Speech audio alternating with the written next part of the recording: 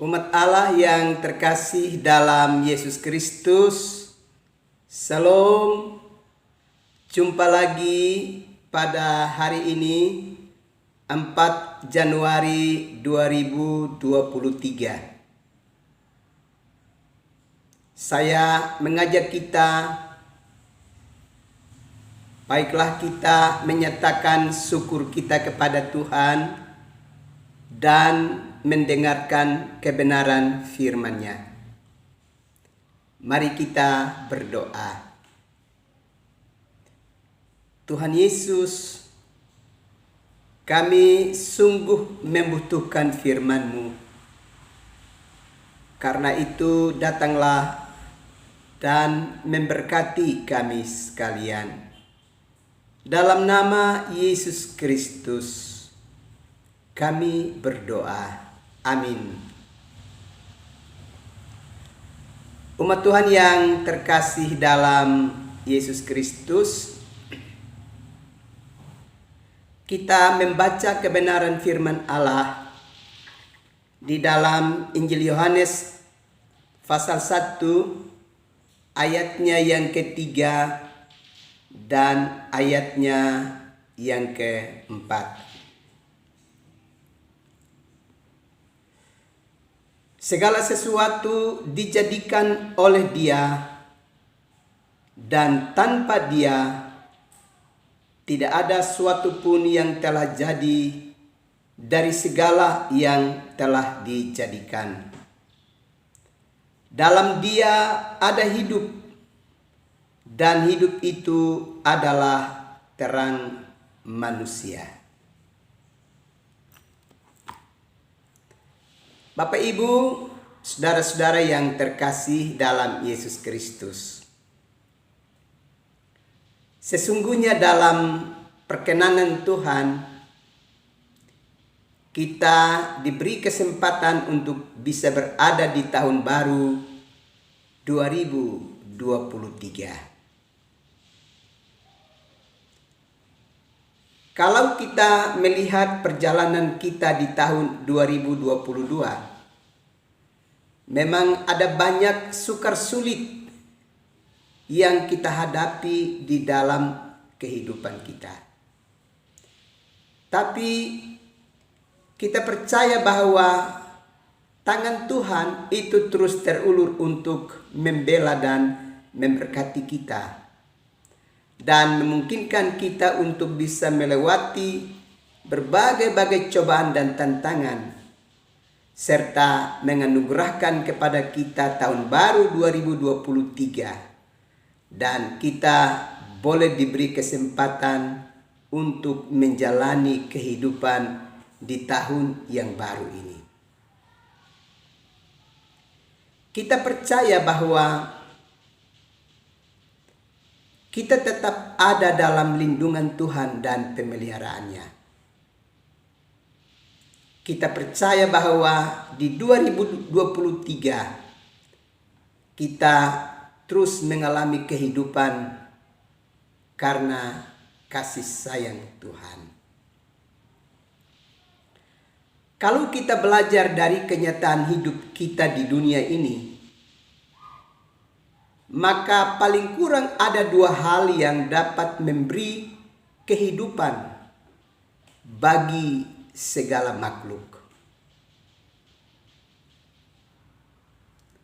Dan kedua hal itu adalah air dan tanah.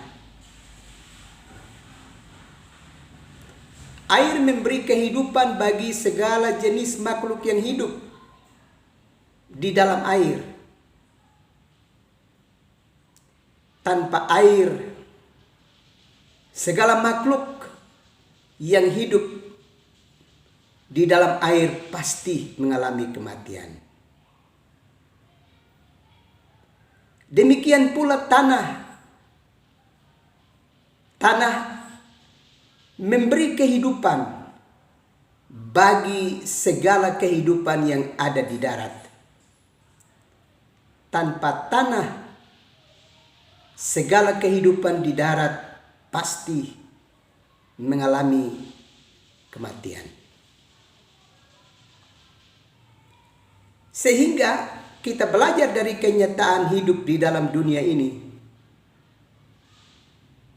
Maka air tanpa ikan,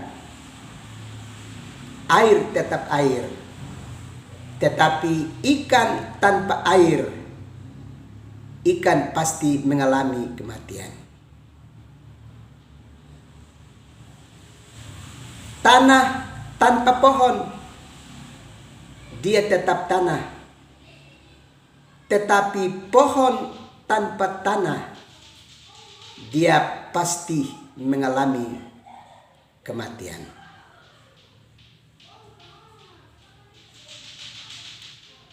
Dan kalau kita belajar di dalam kebenaran firman Allah tadi, dalam Injil Yohanes pasalnya yang pertama, ayat 3 dan ayatnya yang keempat, maka kita menemukan sumber kehidupan dari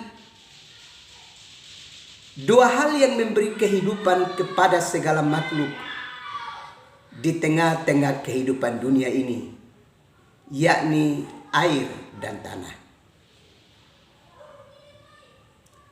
Dalam Injil Yohanes pasal 1 ayat yang ketiga tadi dengan jelas berkata, segala sesuatu dijadikan oleh Dia, dan tanpa Dia tidak ada suatu pun yang telah jadi dari segala yang telah dijadikan.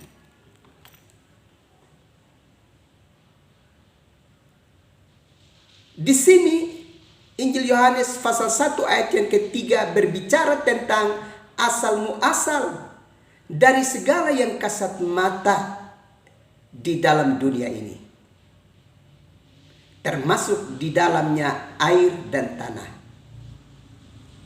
bahwa semuanya itu ada karena diciptakan oleh Tuhan. Tuhan yang kita kenal dalam iman Kristen, kita kenal dengan nama Yesus Kristus.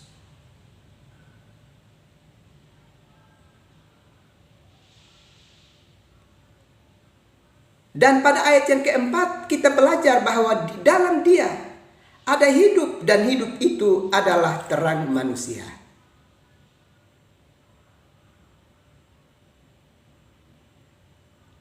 Sebagaimana tadi kita dengar bahwa air dan tanah memberi kehidupan bagi segala makhluk di atas dunia ini, baik yang hidup di air maupun yang hidup di darat.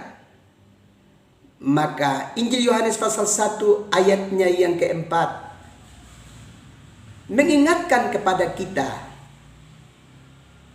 bahwa kehidupan itu sesungguhnya bersumber dari Tuhan yang olehnya segala sesuatu telah dijadikan. Dengan demikian firman Allah menegaskan bahwa sumber dari segala sesuatu yang ada yang kasat mata ini, juga kehidupan yang tengah dialami baik di dalam air maupun di darat, sesungguhnya sumber utamanya adalah Tuhan sendiri.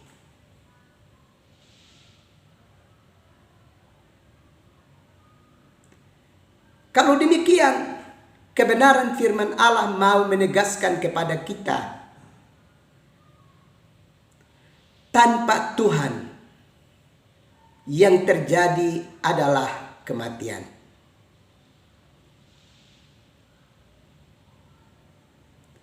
Itulah sebabnya sebagai manusia, Tuhan sudah mendatangi kita